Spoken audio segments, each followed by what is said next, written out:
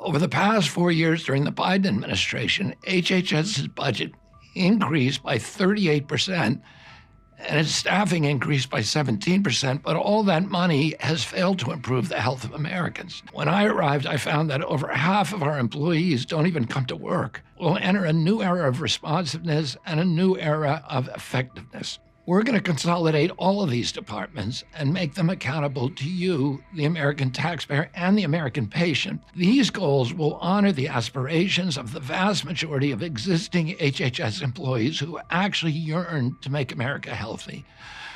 28 great divisions will become 15. The entire federal workforce is downsizing now, so this will be a painful period for HHS as we downsize from 82,000 full-time employees to around 62,000.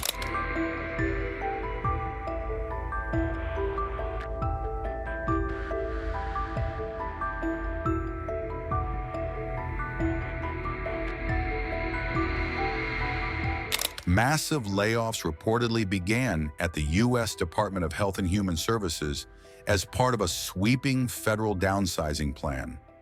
The Trump administration reportedly fired staff at the Centers for Disease Control and Prevention and the Food and Drug Administration on April 1st. HHS employees received dismissal notices just days after U.S. President Trump stripped workers of collective bargaining rights at HHS and other agencies throughout the government. FDA's tobacco chief Brian King was fired while top drug regulator Peter Stein resigned amid the shakeup. Meanwhile, CDC layoffs hit key divisions handling environmental health, mental health, and immunization programs.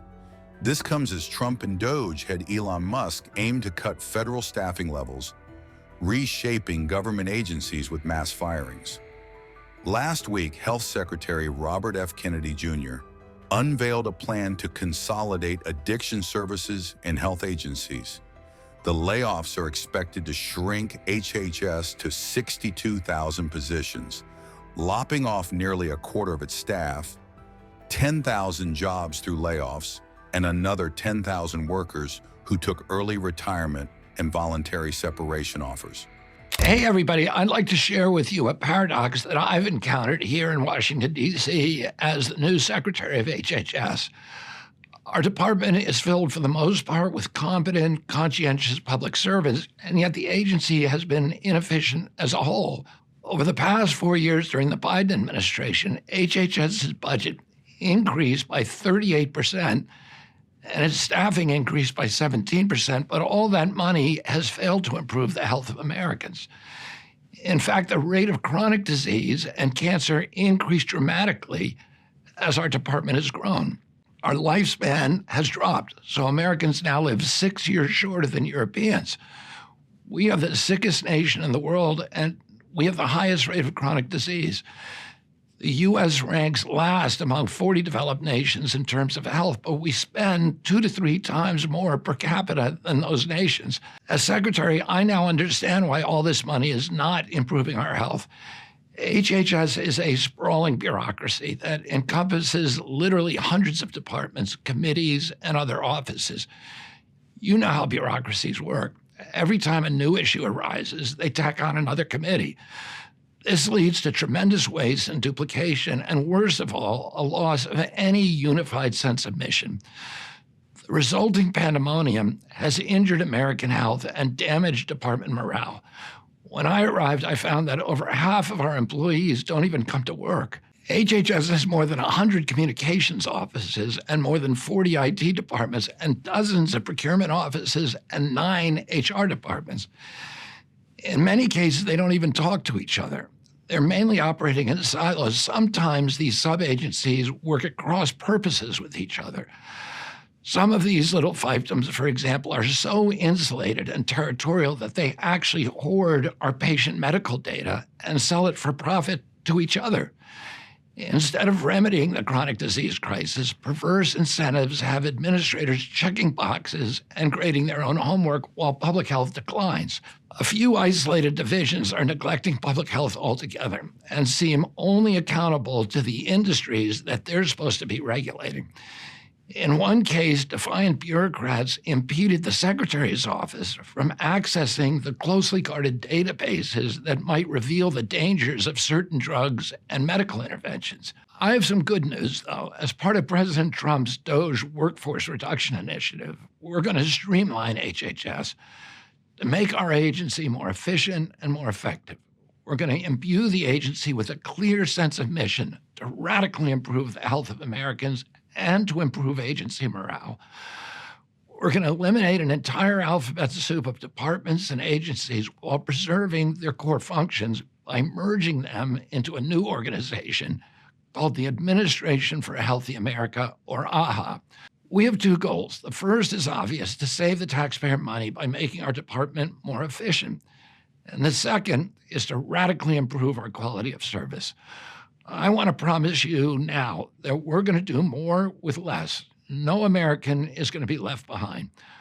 Our key services delivered through Medicare and Medicaid, the FDA and CDC, and other agencies will enter a new era of responsiveness and a new era of effectiveness. We're going to consolidate all of these departments and make them accountable to you, the American taxpayer, and the American patient.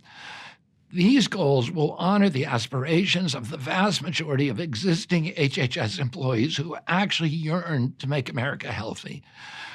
28 great divisions will become 15. The entire federal workforce is downsizing now, so this will be a painful period for HHS as we downsize from 82,000 full-time employees to around 62,000. We're keenly focused on paring away excess administrators while increasing the number of scientists and frontline health providers so that we can do a better job for the American people. We're going to streamline our agency and eliminate the redundancies and invite everyone to align behind a simple, bold mission.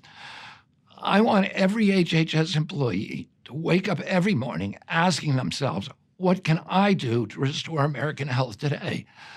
I want to empower everyone in the HHS family to have a sense of purpose and pride and a sense of personal agency and responsibility to this larger goal. We're going to save taxpayers nearly $2 billion a year, and we're going to return HHS to its original commitment to public health and gold standard science.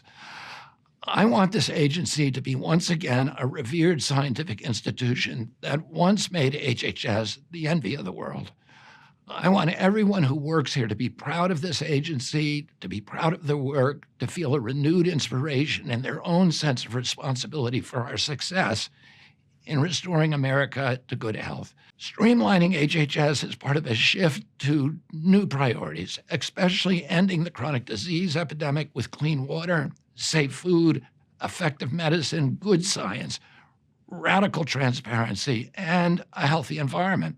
I think most Americans would agree with me that throwing more money at healthcare isn't going to solve the problem, or it would have solved it already. Obviously, what we've been doing hasn't worked. That's why we're making this dramatic overhaul. But the real overhaul is even bigger. The real overhaul is improving the health of the entire nation to make America healthy again.